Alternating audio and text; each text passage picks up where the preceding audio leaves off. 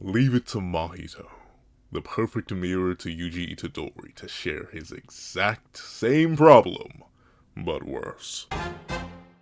What's up, guys? That guy with a pencil here. Fun fact, I do to have it on me and keep it on me at all times. So another fun fact, here we are, for you to give me? That's not how that works. For me to give you 15 minutes of my thoughts on Mahito's role in Jujutsu Kaisen Modulo, one of the two, but regardless, I need to start this 15-minute timer right now because we got a lot to talk about despite only having one panel of the guy. Let's go! So, Mahito is, relatively important, I'd say, in the grand scheme of Jujutsu Kaisen, which is hilarious considering he doesn't even last, I'd say half the narrative. He's gone relatively quick in terms of just sheer chapter count, but he's dumb, stupid important, right? Without Mahito, not only would Yuji not be half the character he ended up being, but also the Culling Games just couldn't happen as quickly as it happened. It seems like the Culling Games could have happened without Mahito, maybe, but it would have been so much more inefficient and so much more stoppable and so much more interactable in a way that it wasn't, thanks to Mahito's existence. So Mahito is just very, very important on a character level and a story level for the original story of Jujutsu Kaisen. It's why he appears all the way at the end, legitimately, right there at the end with Sukuna, because he's that fundamentally important to the nature of the series and its themes and its storytelling and its characters. All that's good, all that's juicy, all that's going. We only have one panel of Mahito. One. What? I thought I was tweaking slightly. I was like, there's no way there's only one panel of this guy, right? There's no, because Mahito is one of the big discussion points of Modulo, right? Obviously, the other major discussion point is his parallel, Yuji Itadori, but unlike Yuji Itadori, Mahito is giga disconnected from the plot.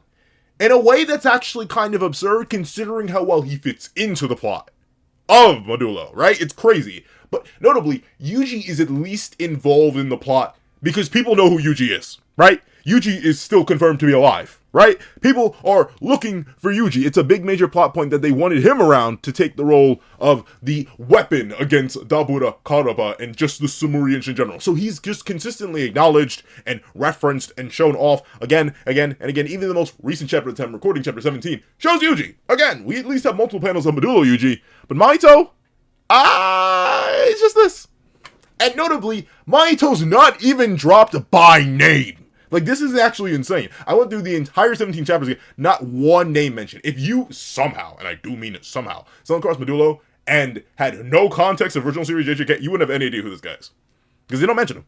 He doesn't even get acknowledged. We aren't even sure if this is an actual interaction that is, a sequitur, right? Does this interaction with Mahito happen? Then Tsurugi wakes up and he just doesn't talk about it because he doesn't get it? I don't know, but that's not at all a thing. I don't think so. I think it's basically a non-sequitur. It's like a transition panel, and that's it. So Mahito doesn't even exist within the story of JJK Modulo, right? Well, kinda. Have you ever played a game called Spider-Man Web of Shadows? If you haven't, let me give you a little bit of context for its main villain, Venom, or realistically, the Venom symbiote, rather than Venom itself, because of complicated stuff. But essentially, that game has a very commonly touted issue in terms of its storytelling. Okay, a lot of issues, but one of the major issues is that Venom's barely in the game. I feel like I'm okay with spoiling that. The game's well over a decade old. It's going to be 2 decades old in 2 years. So, with it being the case, the reason why many essentially let that story point slide is because of what Venom represents and how Venom is in the story without actually being in the story. And if I had to talk about Mahito's role in Modulo, that's what I would say it is. We have to remember what Mahito is at his core, right? Mahito is the manifestation of the fear of humans for each other. The hatred of humans for each other. The negativity between different groups of sentient people. That's what Mahito is, right? And that's why, unlike Yuji, who I'd say is technically unbound within the narrative, I'd say Mahito is heavily bound by his role, his function. He's a curse. He can't really change all too much. It's why, presumably, he's going to incarnate in the same way again. It's why he appears just beautified by Yuji Wasaka's art style. But other than that, his design's exactly the same. He's exactly the same, because he's literally not allowed to change. Speaking of his final appearance at the end of JJK, that was the whole point. Even Ryomen Sukuna, the living embodiment of evil, was willing to at least change his mind after he was met with a valid challenge to his ideals, but Mahito was met and then outmatched in the valid challenge of his ideals, and he's still the exact same guy. So, what am I referencing Web of Shadows for? Well, think about what Modulo is currently about. And by currently about, I mean literally think of the current conflict going on between our major characters. And if not major characters, at least vessels for major characters and, you know, another major character at this point. It's a battle between humans and Samurians. And you may be like, well, okay, it's a battle between humans and Samurians. Those aren't necessarily just humans, but what are they at their core? Of course, they are different species, but they're still people. They can communicate. They can speak the same language. They can interact. They basically look like each other, right? Oh no, humans don't have markings in the third eye. Alright, they're still basically exactly the same. Both can wield cursed energy. If anything, it's specifically a conflict between the Japanese people and the Samurians. You know, two people are even actually more similar than the rest of humanity and the Samurians. So, what do I mean by referencing Venom? Oh! All the conflict between these two groups of people is essentially Mahito either gaining strength or sort of exercising his will. Specifically, this interaction right here. When I was thinking of this moment, why the heck is he apologizing? Do we have to bend over backward to take fault? They're here to grovel to the refugees. That throbbing, that pain, obviously it's literally from, you know, Osuki punching Yakamoto in the face.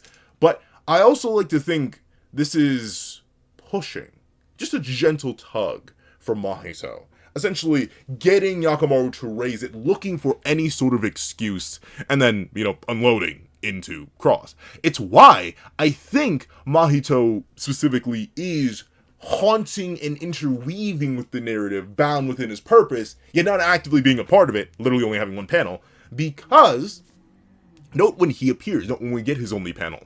It's very specifically after a hypothetical conflict between a human and a Samurian. Two different types of people that are already on the verge of conflict, as we very clearly see by the current events of the narrative, but didn't actively reach it. And there are many who assumed that this appearance of Mahito was specifically him looking for Yuji, right? The idea that, darn, so it's not him after all. Like, that seems to mean he's referencing Yuji, right? He wants to fight him again, maybe get a run back after all these years, this, that, and the third. That's cool, but I read it as, and now with the later context of the actual battle going on, and, you know, the hatred between two different types of people that's been risen again, I think what Mahito meant here, it could be two things, he could still mean Yuji, right? But I think Mahito means, darn, so it's not him after all that will spark the fire between these two different types of people. Because Mahito only grows stronger the more and more humanity hates each other. More and more people hate each other. So of course, he was looking at Tsurugi, possibly, you know, being harmed by a Samurian, leading to a conflict between Samurians and humans as a great big burst of conflict and power for him, and possibly enough to lead to his remanifestation. Or at least powerful enough that he thinks he could deal with Yuji Itadori. That would have been juicy. That would have been beautiful. But no, it didn't happen. It wasn't him. Tsurugi wasn't the one to incite the fires. In fact, it wasn't even the Samurians attacking the humans that incited the fires. It truly was, technically, the humans attacking the Samurians, after a misunderstanding the humans propagated, which then led to the conflict, which is currently leading to the extra conflict, which is currently leading to the extra conflict, which is currently leading to the extra conflict. So Mahito's alive and well in the narrative, but he's alive thematically. As in, like, the narrative is about the differences between humanity and the Samurians and both sides' inability to come towards some sort of proper understanding. There's clearly was a willingness at first, but then, you know, conflict happened, and now conflict is happening, and conflict will continue to happen, presumably, until it comes to some sort of end. So, all that being said, real cool thematic integration, real cool story integration. Here's the main issue, though. The same issue that Yuji Itadori has, you know? Because they're just such great parallels that they have to have the same problem. No one knows who Mahito is! The reason I said in the intro that Mahito has the same problem as Yuji, but worse, is no one knows who Mahito is! Okay, and we know who Mahito is. Dramatic irony of doom and despair. We, as in you and me, know who Mahito is. So yeah, him showing up and fighting and using an evolved version of Vital Transfiguration, new transformation, like, it'll all be cool.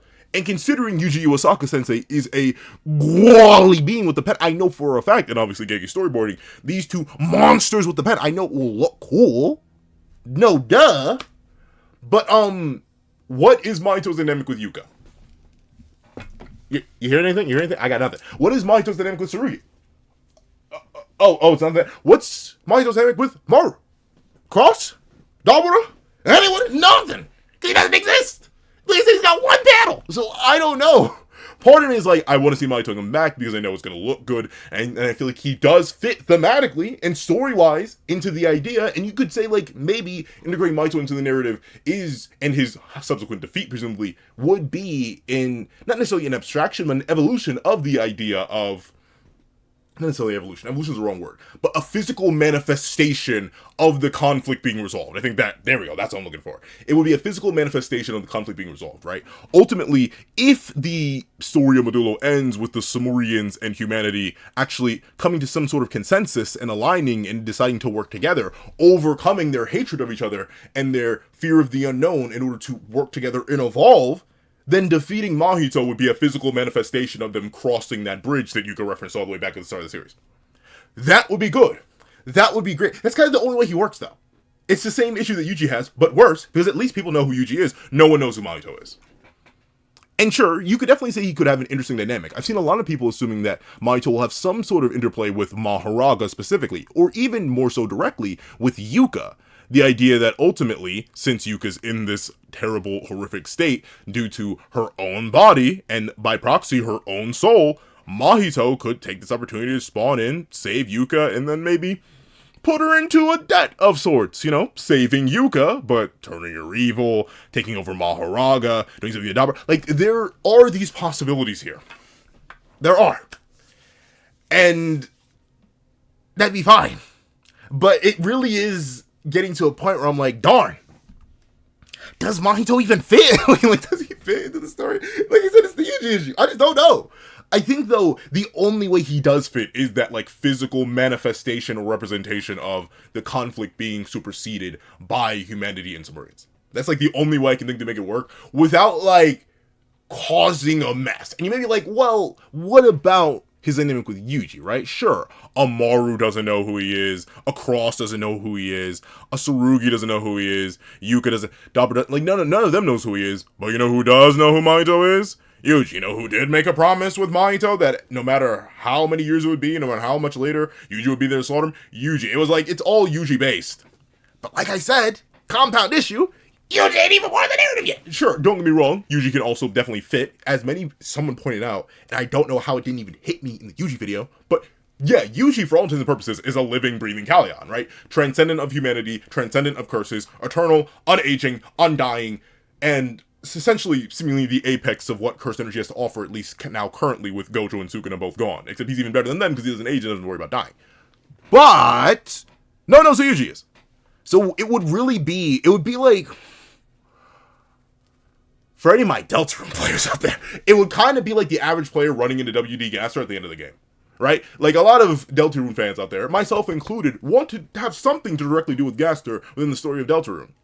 The only issue is, Suzy doesn't know who Gaster is, Chris presumably doesn't know who Gaster is, well, we don't know about Chris, but like, there's so many other characters, there's so much in-universe stuff, in-story stuff, where Gaster means nothing to those characters, just like Yuji means relatively nothing to these characters. And by proxy, Mahito means even less to these characters. So it would be like a resolution for us, not necessarily a resolution for characters in the narrative, but it works thematically and story-wise if Mahito is the physical wall that they overcome through some sort of, like, manipulation of Yuka, or manipulation of Mahoraga, or Dabra, or something like you can still make it work. And I think that's my, like, ending point consensus, right? Right now, I think Mahito is alive in thematics, alive in the story, alive in the main conflict of Modulo, but outside of that, he's, like, barely there. Like I said, one panel, 2 whole speech bubbles throughout the entire series, not a singular name drop mention, like, he's not relevant.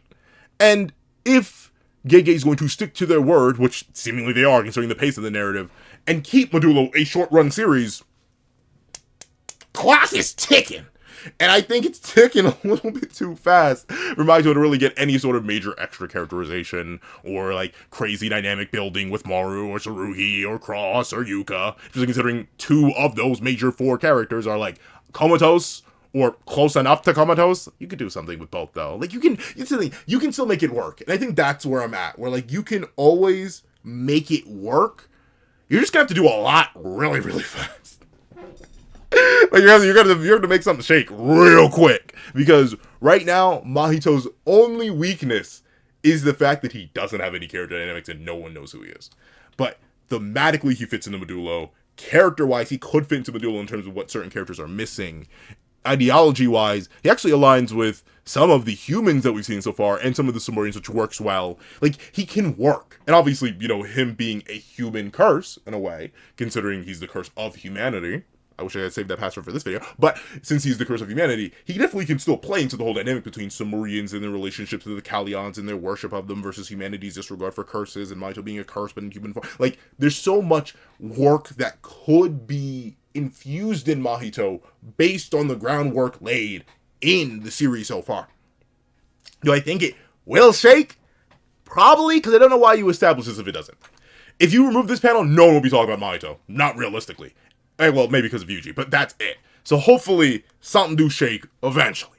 But, if you made it all the way through this video, because I am out of time, please do me a favor and leave... Let's see, I did the curse of humanity, or I did what? The human curse? Or the curse of humanity? Let's do... the humanity of a curse. Why not? Let's just flip it. Let's do the humanity of a curse in the comment section down below. And thank you so much for watching. Please remember to leave a like, share, comment, and subscribe. Make sure that link to notification bells so you not miss out on any videos that come to the channel. Also even have a picture down below. You support me for as well as $1 down month to get things exclusive videos, early content, and more. You also now become a member of the channel for as well as $3 a month to get the same perks and more. Some of those perks include the live reactions, the series I'm to review, ad variations of all my videos, early access to all my videos, early ad reactions to all my videos, not just on this channel, but on the second channel, that guy, the reaction link in the description down below, and in the card up here, like just by the way the layering works, so you can't see that, but like it should be up there, something up there. But in terms of the second channel, on top of that, you get your name listed at the end of every single video that I ever produce, and on top of that, if you're a $3 member or higher, or $3 patron or higher, you get your name listed and read aloud at the end of every single video I produce. And on top of that, the live reactions to literally this entire series. Like, up to this point, like, the only chapters I don't have live reactions to are 1 and 2, but, like, every other chapter from this point on is getting a live reaction, and every other chapter has so far. And on top of that, I do my Ko-Fi link down below if you want to drop 5 beans to a short video, or 20 beans to a long video, any beans at all, any support is always greatly appreciated. Also do stream every Friday at 8 p.m. EST to the best of my ability. Link down below, the Twitch, that guy with the controller. But now, I want to thank you so much for watching once again, and I hope you guys have a wonderful day. This is that guy with the pencil, riding off.